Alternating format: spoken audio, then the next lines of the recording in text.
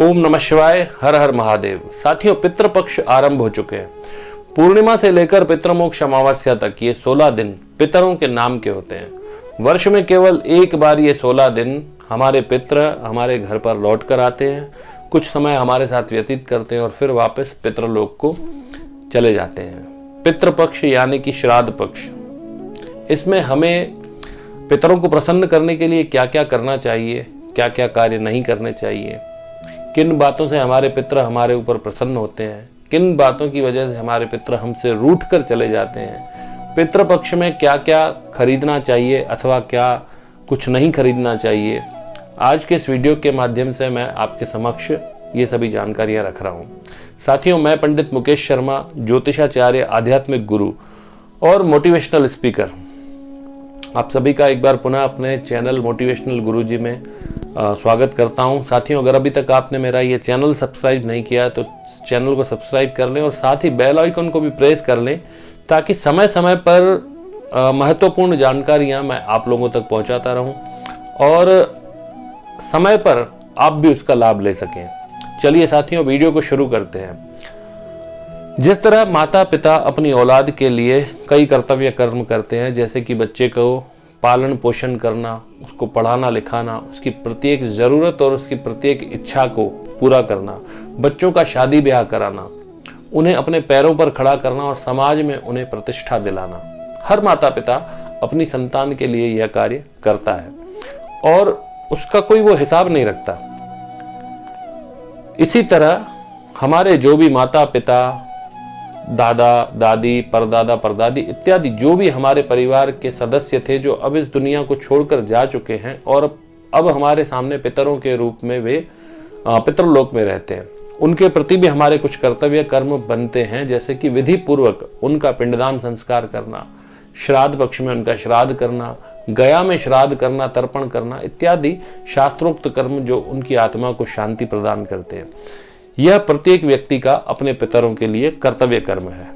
पितृपक्ष में हमारे पितृ किसी न किसी रूप में हमारे घर के दरवाजे पर जरूर आते हैं, इसलिए प्रयास कीजिएगा कि श्राद्ध पक्ष में कोई भी व्यक्ति, कोई भी जीव जंतु आपके घर के दरवाजे से खाली हाथ ना जाए। इसीलिए अपनी शक्ति और सामर्थ्य के अनुसार अपने घर के दरवाजे पर आए हुए किसी भी भिक्षुक अथवा किसी भी जीव को खाली हाथ ना लौटाएं, कुछ न कुछ उन्हें जरूर दें। पितृपक्ष में कौवे को खिलाने का बड़ा महत्व है, पितृपक्ष में कुत्ते को खिलाने का बड़ा महत्व है, पितृपक्ष में गाय को सहलाने और हरा चारा खिलाने का बड़ा महत्व है, पितृपक्ष में अन्नदान का बड़ा महत्व है और पितृपक्ष में श्रीमद् भगवत गीता के 18वें अध्याय का पाठ करने का भी बड़ा महत्व है। पितृपक्ष में ब्राह्मण भोजन की अद्भुत महिमा है, इससे पितरों की सद्गति होती है। और दूसरा प्रश्न यह भी है कि कई लोग बोलते हैं कि क्या हमारे पितृ जब हमारे साथ जीवित थे, तो जैसे कि सोना, गाड़ी इत्यादि जो हमारे घर में हम खरीदते हैं, तो यदि वे हमारे साथ में होते और हम कुछ खरीदते, भूमि भवन सोना इत्यादि, तो वो प्रसन्न होते। फिर श्राद्ध के दिन जब वो हमारे साथ में हमारे घर पर ही है, तो हम अगर कुछ ऐसा खरीद रहे हैं तो भी उनको प्रसन्न होना चाहिए। लेकिन वह हमारे घर पर रहते हैं और उनकी उपस्थिति में जब हम कुछ खरीदते हैं, कई लोगों का ये प्रश्न होता है, तो शास्त्र के अनुसार इन सब चीज़ों की खरीदना वर्जित है। यह बात सत्य है कि वे हमारे बीच में रहते हैं, लेकिन श्राद्ध पक्ष उनकी मृत्यु की तिथि है। उस समय को याद कीजिए जब हमारे घर में हमारे माता पिता, दादा दादी, चाचा चाची, कोई भी हमारे जो सगे संबंधी थे इस दुनिया को छोड़कर गए थे। क्या उस दिन हमने सोना खरीदा था? क्या उस दिन हमने कोई भूमि भवन खरीदा था? क्या उस दिन हमने कोई अपना शौक पूरा किया था? उनके जाने का और श्राद्ध तिथि एक प्रकार से उनकी मृत्यु की तिथि है। इसीलिए पितृपक्ष में किसी भी प्रकार का शौक इत्यादि पूरा करना, किसी भी प्रकार की खुशी वाली चीज घर में खरीदना वर्जित है। दूसरी बात, आइए जानते हैं कि श्राद्ध पक्ष में अपने पितरों को क्या खिलाना चाहिए और क्या नहीं खिलाना चाहिए।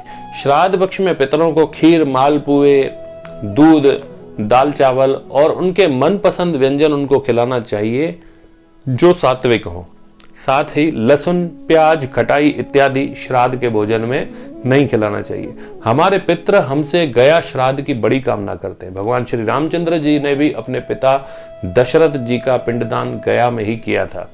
इसीलिए अपने पितरों को भवसागर से तारने के लिए, उनके मोक्ष के लिए गया में पिंडदान जरूर कीजिए, क्योंकि जो भी हमारे पितृ बन जाते हैं, मृत्यु के उपरांत पितरलोक में वास करते हैं, वे हमसे गया श्राद्ध की बड़ी अभिलाषा रखते हैं। साथियों, हमें अपने जीवन में जो कुछ भी सुख सुविधाएं प्राप्त हैं अपने पितरों की कृपा और आशीर्वाद से ही प्राप्त हैं।